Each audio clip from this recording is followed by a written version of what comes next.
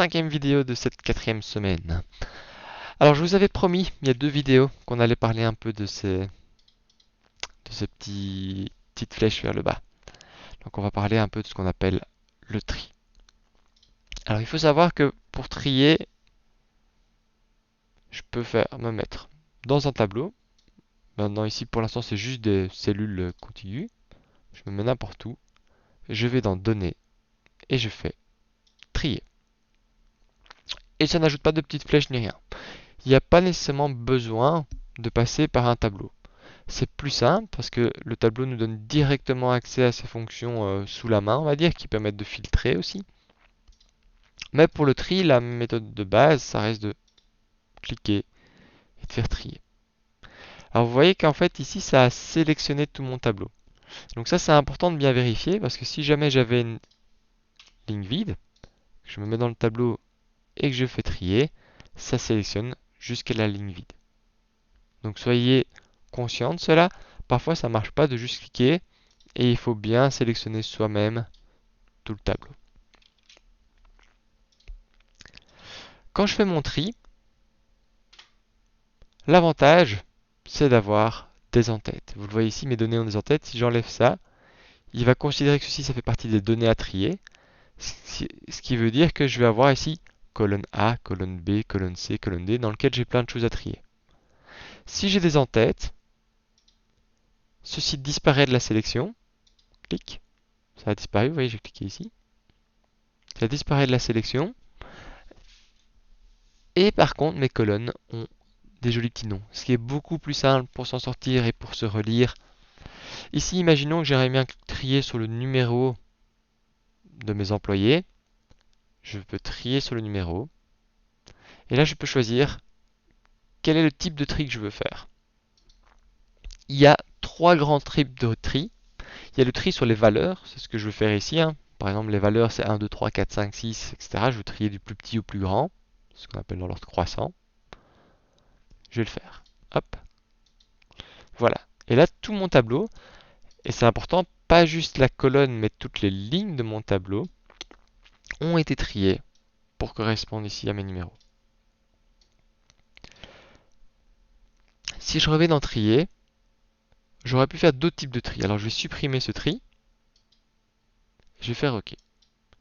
Et là, quelque chose de très important vient de se passer. Ce n'est pas revenu dans l'ordre aléatoire qu'il y avait au début.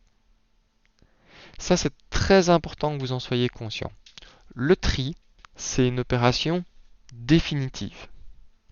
La seule manière de revenir en arrière, c'est avec un annulé. En appuyant sur CTRL Z ou en allant venir ici, annuler. Alors annuler, c'est bien beau, on se dit ah oui, bah du coup c'est réversible, qu'est-ce qu'il raconte? Je fais un CTRL Z et voilà. Oui. Maintenant, si jamais vous fermez le fichier, vous ne gardez pas en mémoire les annulations. Enfin, ça dépend. Si vous êtes sur le cloud, oui. Mais dans la plupart des cas, vous ne le gardez pas en mémoire. Et donc, si vous avez fait un tri foireux, qu'est-ce que j'appelle un tri foireux? C'est par exemple, vous avez trié ici en sélectionnant juste la colonne.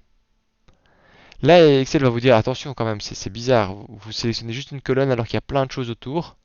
Si vous êtes sûr que vous ne voulez pas étendre la sélection. Si je fais étendre la sélection en triant, il va étendre. Mais imaginons pour une raison quelconque, vous faites trier, vous ne comprenez pas le message, je dis non, non, je veux continuer avec ça. Que je trie ceci, regardez bien ce qui va se passer. Il y a juste cette colonne-là qui va se trier et pas le reste. Voilà, juste cette colonne-là a été triée et pas tout le reste. Là, je dois faire un CTRL Z pour pas tout casser. Si j'avais sauvegardé, j'avais à jamais mélangé mes données et donc j'ai cassé tout le travail que la personne ici a pris pour dire ah un tel il gagne autant, un tel il a eu une prime, il a été embauché. Je viens juste de tout casser. Honnêtement, c'est déjà arrivé. J'ai déjà eu la joie de découvrir tous vos points complètement cassés parce que le tri avait été fait sur une colonne et pas sur tout. On a dû réencoder tous les points des 200 étudiants qui avaient passé l'examen, simplement parce que quelqu'un avait fait un tri sur une colonne au lieu de le faire sur un tableau. Donc soyez très attentifs à ça, ça a l'air tout bête, mais c'est tellement ennuyant quand ça arrive. Donc, qu'est-ce qu'il y a d'autre comme type de tri? Je vous ai dit que le type de base, c'est sur les valeurs. Alors les valeurs, ça peut être des nombres, ça peut être des dates, ça peut être du texte, du plus petit au plus grand, ça va être de A à Z si c'est du texte. Pour les dates, ça va être dans l'ordre chronologique. Mais je peux faire des tris un peu plus spéciaux. Par exemple, si je vais sur la colonne totale, vous voyez que j'ai des petites flèches ici. Alors pourquoi on a vu la mise en forme conditionnelle avant? Parce que c'est des flèches qui viennent de la mise en forme conditionnelle. Je peux demander de trier sur les icônes de mise en forme conditionnelle. Voilà, je peux demander que toutes les flèches vertes soient en haut, par exemple. C'est parti. Voilà, toutes les flèches vertes sont en haut. Je peux demander d'autres choses. Comment faire pour ensuite avoir d'autres choses, ça on verra. J'aimerais bien vous dire qu'il y a aussi moyen de trier sur la couleur. Alors j'ai pris un exemple ici, voilà. Ici j'ai mis certaines couleurs. Si je me mets dans le tableau, je fais trier, je vais dans le couleur total, je peux demander de trier sur la couleur de la cellule. Et là j'ai les différentes nuances de couleurs possibles, il y avait 2 couleurs possibles. Et ainsi de suite. Voilà, donc le tri ça ne se limite pas nécessairement à ascendant, décroissant en fonction des valeurs. Je peux aussi jouer avec tout ce qui est mise en forme conditionnelle, couleurs, etc. J'aimerais bien afficher d'abord les étudiants qui sont en rouge. Rouge, ça peut être parce qu'ils ont raté, ça peut être pour plein d'autres raisons aussi, hein. Ça peut être parce que l'étudiant n'a pas présenté l'examen, ça peut être parce que l'étudiant n'a pas rendu un travail. Et donc plutôt que de faire un tri sur les points, parce que peut-être qu'un étudiant qui est en rouge, c'est un étudiant qui n'a pas de points, qui a une erreur, je peux juste dire tout ce qui est en rouge, tout ce qui est en fait avec des erreurs, affiche-le moi en haut. Ça c'est pour le tri. Je vous avais promis de regarder un petit peu, mais tiens, comment est-ce que je pourrais dire d'avoir le vert suivi des flèches oranges, suivi des flèches rouges? Il faut faire plusieurs tris. Si je reviens dans trier, là j'ai demandé d'avoir les flèches vertes en haut. Je peux ajouter un niveau de tri, puis un nouveau tri si vous voulez. Sur le total, sur les icônes, et je vais demander que les jaunes soient mis en haut. Hop. Enfin, les jaunes descendantes soient mises en haut. Et ainsi de suite, et ainsi de suite. Et donc là, c'est exactement comme avec la mise en forme conditionnelle. Il y a un ordre. Vous voyez ici l'ordre. Ça va toujours être ce tri-là en priorité, suivi du suivant. Ça a quoi comme utilité? Alors, premièrement, pour les flèches ici. Mais ça a comme utilité que souvent, on est intéressé par faire 2 types de tri. Imaginons que j'aimerais bien regrouper les gens par fonction. Vous voyez, j'ai des serveurs, j'ai des cuisiniers, etc. Je vais donc faire un tri en demandant, tiens, prends les fonctions et regroupe-les. Voilà, maintenant je vois bien les cuisiniers, les hôtesses, serveurs, etc. C'est clair, parfait. Mais j'aimerais bien que ce soit trié à l'intérieur en fonction du nom de famille. J'aimerais bien que ce soit mis d'abord Aubert par ordre alphabétique et puis Bocquet et ainsi de suite. Donc là je rajoute un deuxième tri et j'ajoute un niveau et je vais dire tri sur le nom par ordre alphabétique. Donc là d'abord on trie sur la fonction et puis il va y avoir un deuxième tri. Ça marche comment le deuxième tri? Ça marche ainsi. On trie d'abord sur la fonction sans regarder le reste. Enveloppe, tout ceci. Et puis il y a un moment où on a des cases qui sont identiques. Cuisinier. Excel, quand il voit que c'est identique, il va se dire ah là je pourrais trier plus. Et alors il passe au deuxième tri. Ici sur le nom de famille. S'il y a un moment, j'ai de nouveau 2 noms de famille identiques. Imaginons ici qu'il s'appelle Aubert aussi. Alors je pourrais rajouter un troisième tri pour savoir si c'est d'abord Baptiste ou Bill qui apparaît. Par exemple en fonction de la date d'embauche ou quoi. Et ainsi de suite. Donc ça c'est les tris consécutifs qu'on peut mettre dans certains ordres. Et encore une fois, l'ordre peut être changé. Si je demande de d'abord trier par le nom, je peux cliquer ici, remonter ça. Et donc cette fois-ci, qu'est-ce que je vais avoir? Je trie d'abord par le nom de famille. Et puis seulement par la fonction. Alors ici, c'est plein de gens avec des noms de famille uniques, sauf Durand. Et qu'est-ce qui a choisi si c'était d'abord l'hôtesse d'accueil ou la serveuse? Dans l'ordre alphabétique, H, c'est avant de S. Et de fait, j'avais demandé d'abord trier sur le nom. Et puis si jamais il y a un nom identique, je trie sur la fonction. Ça, c'est pour les tris. Là, on a vu les tris par valeur, on a vu les tris par couleur, on a vu les tris par icône. Il reste encore un type de tri à voir.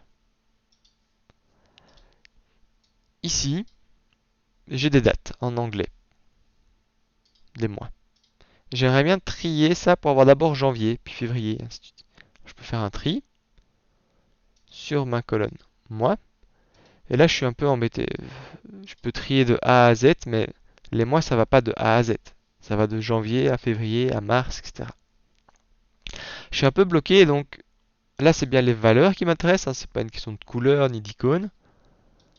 Et donc, je vais employer une liste personnalisée. Une liste personnalisée, ça va être une liste dans laquelle on dit, bah tiens, ça c'est un ordre arbitraire.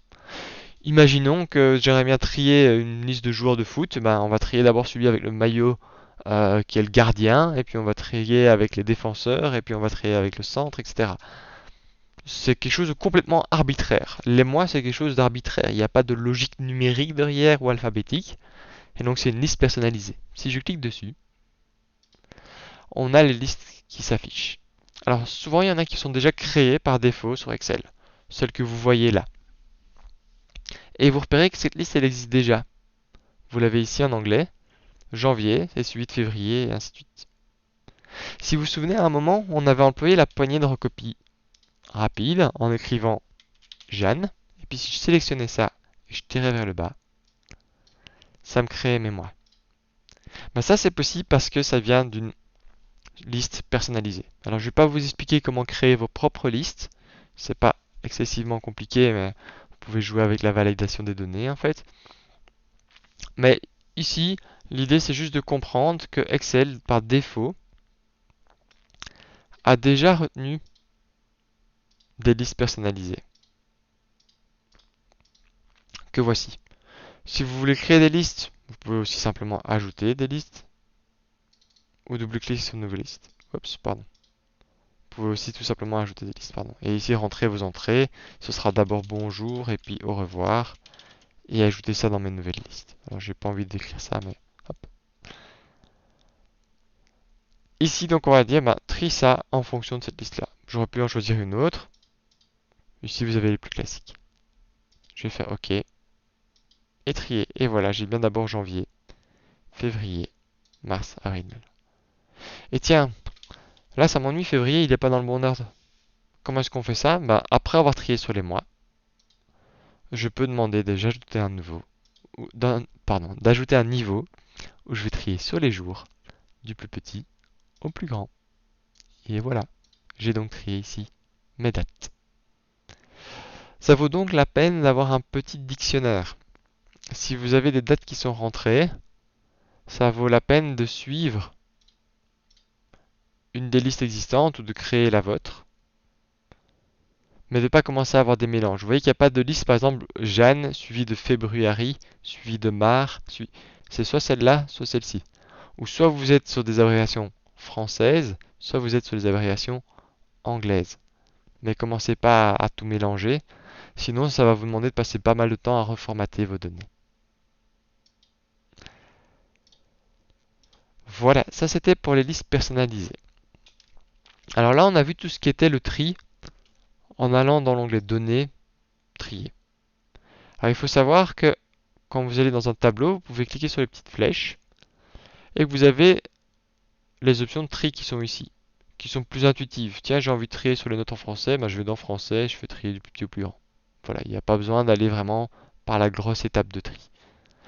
La grosse étape de tri est plus claire quand on veut faire plusieurs tris, mais c'est la même chose ici. Si je veux d'abord trier en français, je fais... Attendez, hop. Ici, je vais d'abord enlever. Je vais pas encore expliquer ça, mais si je veux enlever un tri, je peux le faire. Si je vais cliquer là. Ah oui, non, pardon. Je peux pas, je confonds avec le filtre. Je vais faire un CTRL Z. Voilà, pour revenir en arrière. Ici, je peux refaire des filtres l'un à la suite de l'autre. Des tris l'un à la suite de l'autre. Donc par exemple, si je veux d'abord trier sur le nom, je trie ainsi. Et si jamais j'avais deux noms identiques, et que j'aimerais bien ensuite trier sur les codes de français, je peux trier sur français. Et vous voyez que là, j'ai l'ordre qui va être gardé, mais de manière un peu aléatoire. À force de trier dans un sens et dans l'autre, voilà, j'ai réussi à l'avoir dans le bon sens. Et donc quand vous voulez commencer à faire plusieurs tris, pour vraiment avoir une certaine logique, d'abord les noms, puis les meilleurs codes de français, et ainsi de suite, le mieux c'est de passer par le tri, ici. Parce que tant que vous le faites dans le tableau, vous n'avez qu'un tri à la fois. Alors comme chaque fois il retrie à partir des données qu'il avait, bah, si vous passez de l'un à l'autre, vous allez réussir à avoir ce que vous voulez, mais c'est toujours plus propre de passer par trier. Là vous aurez tous vos niveaux, et en plus une fois que vous passez par trier, vous avez des choses plus claires.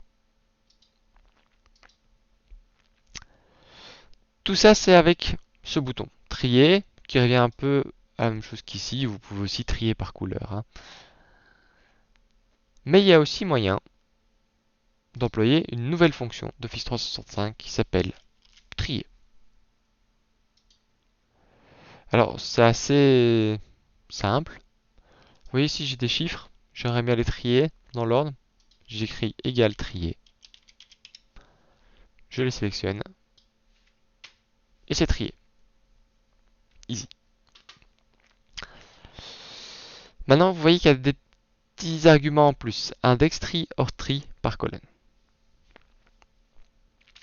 Alors là, j'ai fait la chose la plus simple possible. J'ai trié une seule colonne.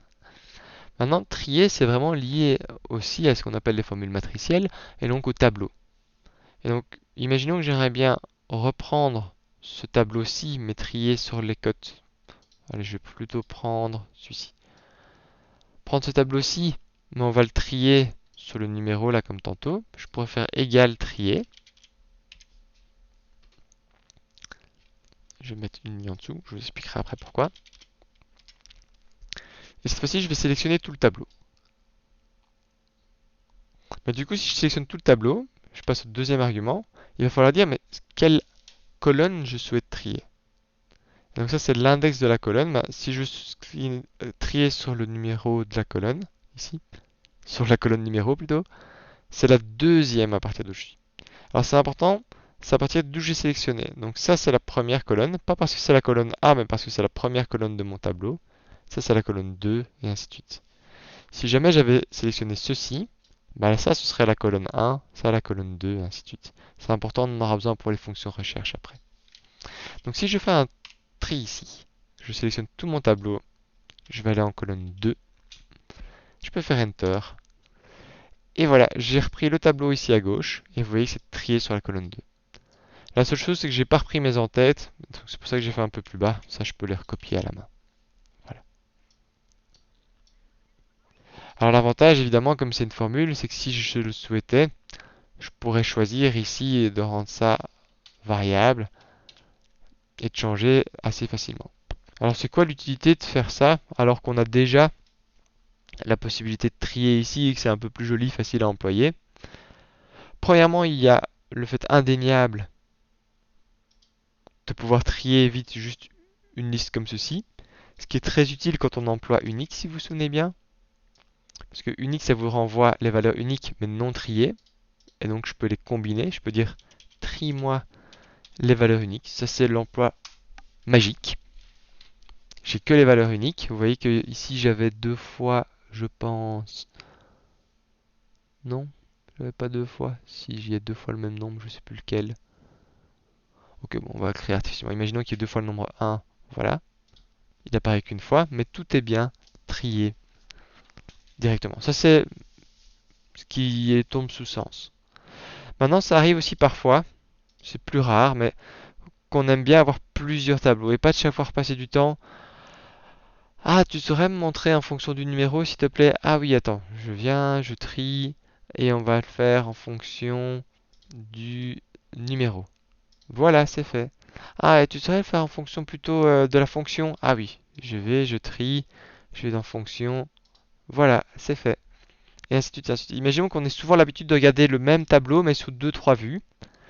Et bien là, ça permet d'avoir des vues fixes directement liées au tableau. C'est tout de suite mis à jour, c'est dynamique.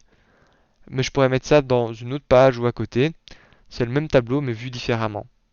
Par exemple, je pourrais avoir un tableau qui met en avant les étudiants qui ont réussi, un tableau qui met en avant les étudiants qui sont tout justes. Je pourrais avoir un tableau qui met en avant les bisseurs et ainsi de suite. plutôt que de devoir m'amuser à travailler avec chaque fois un tableau que je retrie et retrie et retrie. Donc, les choses à garder en tête, c'est j'emploie le tri, celui-ci, du ruban, quand je veux faire un tri de temps en temps pour regarder un truc qui m'intéresse au moment même. Mais si à un moment je commence à toujours avoir tout le temps les mêmes tris que je veux afficher et que je tourne sur les 2-3 mêmes tris constamment, alors ça vaut la peine de faire une copie triée du tableau. Et ici j'ai ma copie triée. Alors, il faut savoir qu'il y a une autre manière de faire des copies triées, mais depuis que cette formule-là elle est plus intéressante, donc je vous la présente. Ah. C'était donc la nouvelle fonction trier sur Office 365. Et je vous rappelle, le tri est une action permanente. Si le fichier est fermé, c'est fini. Donc soyez prudents.